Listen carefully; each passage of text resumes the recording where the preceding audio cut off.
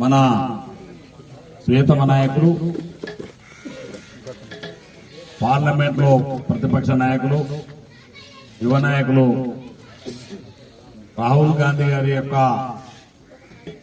నాయకత్వంలో, మల్లికార్జున ఖర్గే గారి యొక్క సారథ్యంలో, శ్రీమతి సోనియా గాంధీ గారి యొక్క ఆశీస్సులతోటి ఈ భారతదేశంలో ప్రజాస్వామ్యాన్ని కాపాడాలని, ఏదైతే భారతీయ జనతా పార్టీ భారతదేశంలో ప్రజాస్వామ్యాన్ని ఖూనీ చేస్తూ ఈ ఓటు చోరీకి పాల్పడుతూ ఈ దొంగ ఓట్ల సంస్కృతిని దేశవ్యాప్తంగా మరి అమలు చేస్తూ అధికారంలోకి వచ్చే విధంగా మరి ఏదైతే ప్రయత్నం చేస్తా ఉందో, గతంలో జరిగినటువంటి పార్లమెంట్ ఎన్నికల్లో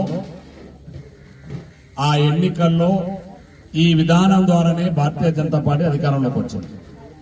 దానికి సంబంధించినటువంటి ప్రతి పూర్తి ఆధారాలతోటి మన రాహుల్ గాంధీ గారి దేశ ప్రజలకు నిరూపించగలిగినారు. దేశ ప్రజలందరూ కూడా విశ్వసించినారు.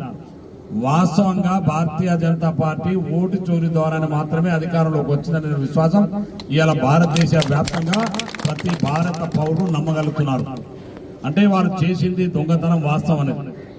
ఒక్కొక్క